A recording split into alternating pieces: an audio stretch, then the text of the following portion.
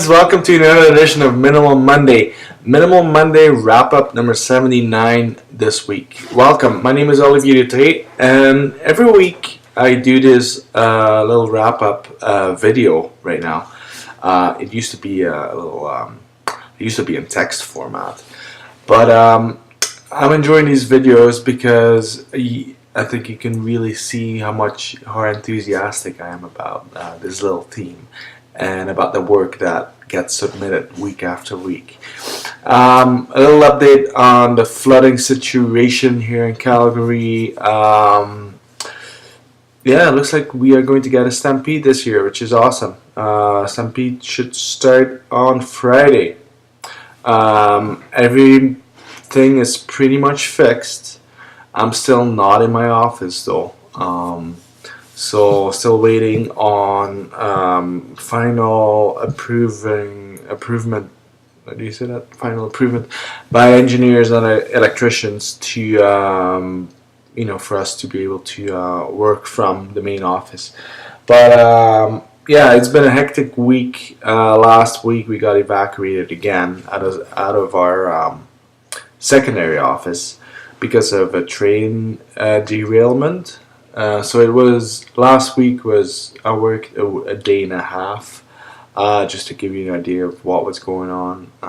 There was, of course, all that work needs to be, somebody needs to do it. So this week is a little bit busy. I just came home at 7:20. So I just went through the images, and I'm deciding on doing a very tight curation this week. So I selected 9 images, 7 of which are classic minimal landscape photographs, and 2 are exceptions. So it's a little hopefully we can wrap this up a little quicker than usual. So yeah, let's start here. My Fab of the Day award goes without question to Andy Lee this week. He posted an image that I have to say is probably the best image I've seen this year by him so far. At first you think like, hey, this is a black and white image, and then you start looking at it a little deeper, and then you notice that there's very subtle use of color, and the colors in the poles along the road, and it's just a very subtle. All the whites are very subtle, and yeah, that puts the emphasis, of course, on the road, which has a beautiful curve. Like, can you imagine, just for a second here? Can you imagine, because this is from Iceland, right? Can you imagine that Iceland used yellow paint as for the lines on the road? That would made it even better, But I mean, that's nothing you can do about that. Canada uses yellow paint. Belgium uses white paint. So, but nonetheless, this is a fabulous image. Great winter scene. Or maybe spring scene, and it's just all about that curve. Absolutely amazing, Andy. Beautiful work as usual. You get my Fab of the Day award this week. A very close second was this one by Benoit Janssen-Renaud. He calls this Le Japon numéro 1. Long exposure photograph of a pier, metal pier, or a boat dock, or whatever this is. What I love about this is the muted colors. The colors really work well together. It's like blues or muted blues, that become almost grays, but there's still a blue hue to it, and the reds or the rust, and those are 2 complementary colors, and they really work well together. Now, Benoit, tune down the saturation of this, but it's just it has a very beautiful look to it, and I like this a lot. Beautiful work, Benoit. This was one of my favorites too. I had a hard time deciding on choosing Ode number 2 by Martin Rack. or Andy's image, Wiggle, for the Fab of the Day award. I finally, decided on Andy's image, but this is very much excellent work by Martin. Another winter scene, leading line of the road. Beautiful contrast between the black asphalt and the snow in this hoarfrost loading, foggy landscape. I like the tire tracks on the edge there too. It's not, your perfect, how do you say that, like crisp, flat, no definition snow. There's definition in this snow. There's definition in this road. This is not like the white and black we used to be seeing all winter long. This is definitely at the end of winter, they plowed the road and it's all melting and then it's freezing over again. It's melting again, freezing over, and the whites are not pure. The snow is starting to get dirty. It's older snow and that it just builds up all of the all of the tonal subtle tonal variations in the whites. I like the direction of the road too, although it's a straight road, but Martin kind of composed it out of one angle, so you get that big triangle, that big diagonal going, which is it is a little bit more of a dynamic image. If you would have, because you get the diminishing line of the treetops too, so it kind of all flows down to one point. If you shoot this, for instance, symmetrical with the road going, to a point in the middle, it's going to be a little bit of more of a static image. This is a little bit more dynamic. Great work, Martin. This is beautiful, absolutely gorgeous. I enjoyed reviewing this image, Incomplete number 2 by Michael Salmilo as well. Long exposure photograph. What I like about this is the geometry in this, and the lines and the circular, it's a circle, a very subtle circle that is encapsulated at 1/3 in a rectangle, 1/3 of the bottom of the image. Beautiful tones, dark, moody, bottom 1/3, with definition or structure where definition where it needs to have definition, and then a beautiful, gorgeous sky, long exposed sky, lots of light, beautiful movement, great tonalities in this photograph. Goes from white to black, from pure whites to pure blacks, and those, that is my opinion. Those, if you have that, you have compelling imagery. I have no idea what those 7 little balls are, or whatever they are, but that's definitely something that catches my eye. It's some architectural whatever. It's absolutely awesome. Michael's signature toning. Yeah, absolutely gorgeous work. I can't go without. Oh, my wife just got home. I can't get around showing you guys this image by Russ Bishop, Clouds on Rock Ridges of the Palisades. I don't know how to pronounce that.